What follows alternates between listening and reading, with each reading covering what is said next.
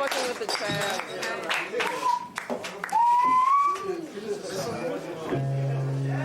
Chat.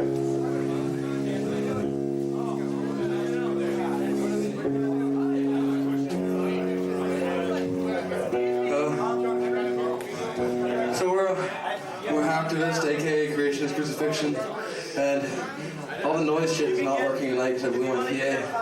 But really quick, a lot of this stuff, I'll talk a little bit more between a couple of the other songs that are left, but what we do with this band is a direct relationship to what we do with a larger group called Hacktivist, which is tactical media, whatever you want to call it, electronic disobedience. What we do is we advocate the use of any communication tools accessible or possible to steal. Only through illegal action can you actually be effective. So what we do is create tools, development kits, create access, allow for distribution networks. That's what we do as our activism. We have ideology about the products that we actually do produce, but our main goal is to provide for the communication tools to make it accessible. The first few things we worked on was reverse engineering of a Game Boy cartridge, which is like a 3-year-old project now. But we just finished a book.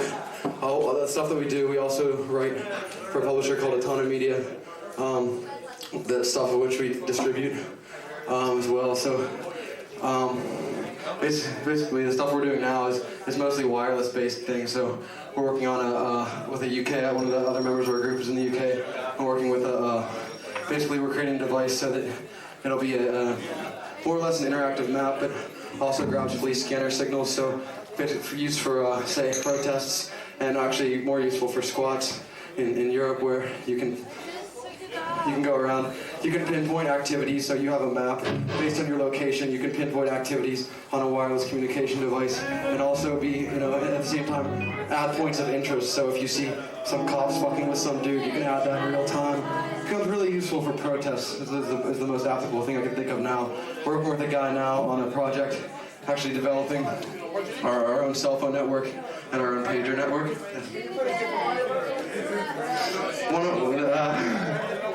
Yeah, I was in a competition when I was younger. I don't know. Well, yeah, toilet paper messaging. We're trying to find low-tech ideas as well. So other products that were like toilet paper messaging. We have people that are janitors in school, so getting toilet paper printed with messages, basically teaching masturbation skills to children, having those reverse stolen to toiletries in the bathroom, so that if a kid goes to wipe his ass and you're in the bathroom already with a closed door, why not practice a new skill and learn something useful in school? Our Game Boy games we produced as well. One is a game called Super Kid Fighter, where basically we produced our own game, hacked our own cartridges, produced our own software development kit, and now we're publishing that with a book through Autonomous Media, and including all the how to do it, all our software, all our schematics, and all that shit, along with creation stuff. And that game, the first game we did was called Super Kid Fighter, where it's a reverse role-playing game. So it's based on this guy, Wilhelm Reich, and you achieve success in the game by helping out the crack addicts, helping the prostitute, stealing from the police, stealing from the church. And it's all on a Game Boy. And the reverse stealing thing is idea is that you can take them back, we can replace rental cartridges with our card inside of it. Kids go to rent Pokemon, or kids go to rent Metroid, and instead they get this game. The second one we're working on, which hasn't been ported to Game Boy yet, teaches masturbation skills directly to kids using household items, and you can swap genders whenever you want as well. So it's fun.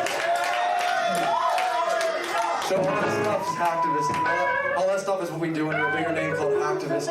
And that stuff's all on the web or whatever, hacktivist.com, and but more of the projects that we actually work on. If you want to know more, talk to us afterwards, and now we'll play. But I appreciate listening. It was really good. That's cool. Thanks. And thanks to Lester, too. And thanks to Steve for letting us play and asking us to play this show. Pretty fucking awesome. Yeah, we're Steve. They're pretty fucking amazing guys.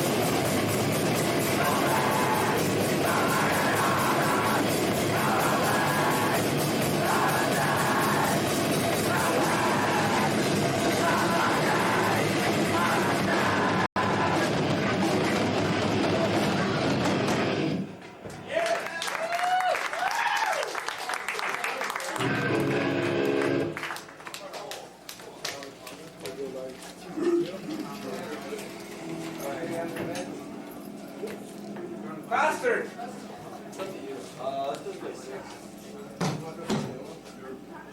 Now play a new one!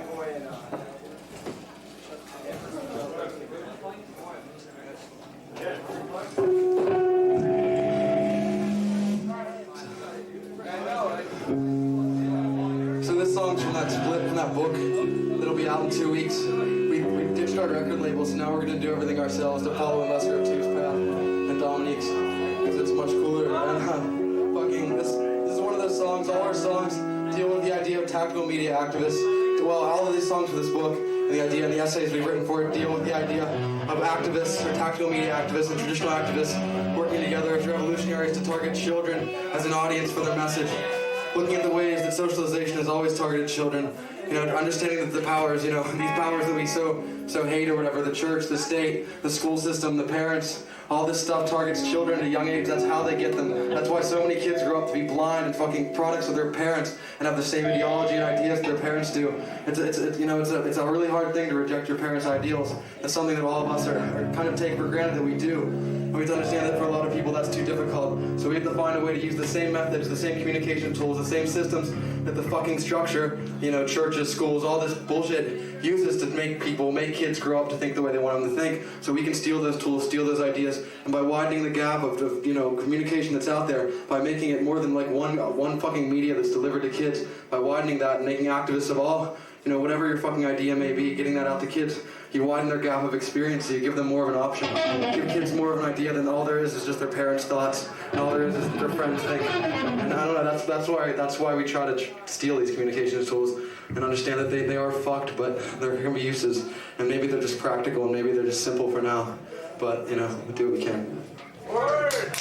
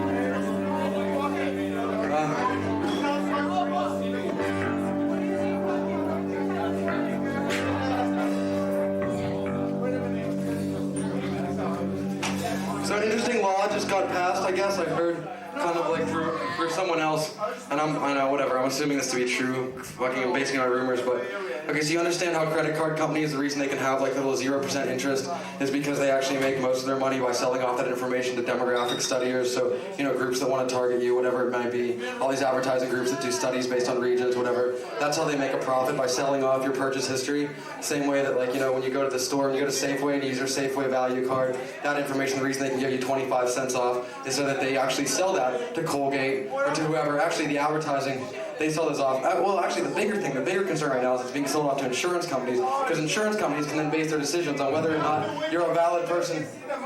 Whether or not you're a valid person to insure can be based on the products that you're buying. So they assess that, you know, based on whether you're buying a large number of vitamins, or, you know, based on you're buying a lot of red meat so you're not safe, whatever it might be, you know, these are assessments that occur. Well, the interesting thing that I guess supposedly just got passed is now banks, not only just credit card companies, because, you know, it's one thing to avoid credit card companies, it's a whole other pain in the ass to avoid banks. Now the fucking banking system, the only people who are doing really great in our economy right now, the fucking banking system is able to now, without even approval of their clientele, to sell off your banking history to the same people that these credit card companies sell it off to. So without even getting a piece of paper in the mail to say, I accept the terms, I understand that this stuff is going to get sold, and that's how you're going to make a profit off my bank account now. So the banks can make a bigger profit, they're going to join on the bandwagon that the credit card companies do. So this is another wonderful law that kind of got sidestepped and passed through Congress and the House without, you know, it really reaching mainstream media at all. So I'm assuming that's true because it only makes logical sense. Why would a bank not want to make a fucking buck on your history the same way the credit card companies do?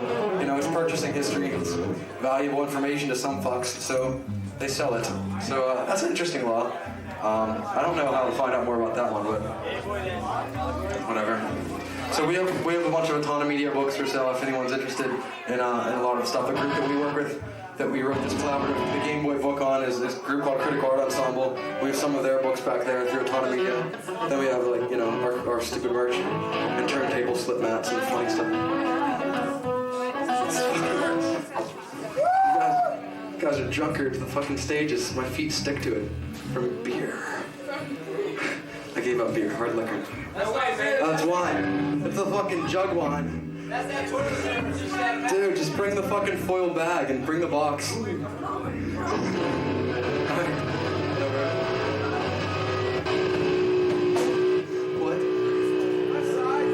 I can't see without my glasses at all.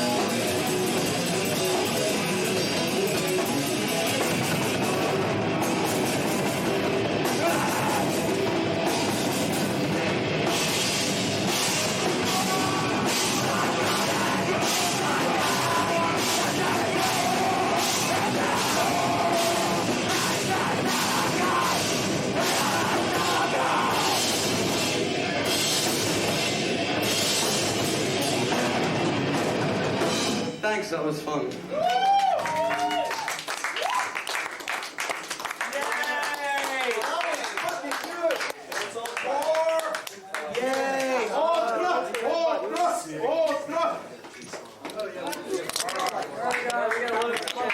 Oh man, I don't want to deal with this. I didn't want to deal with it. You guys do it. Where are you, Red It's Bull? always my favorite part about being in a band. You know, when you guys are working,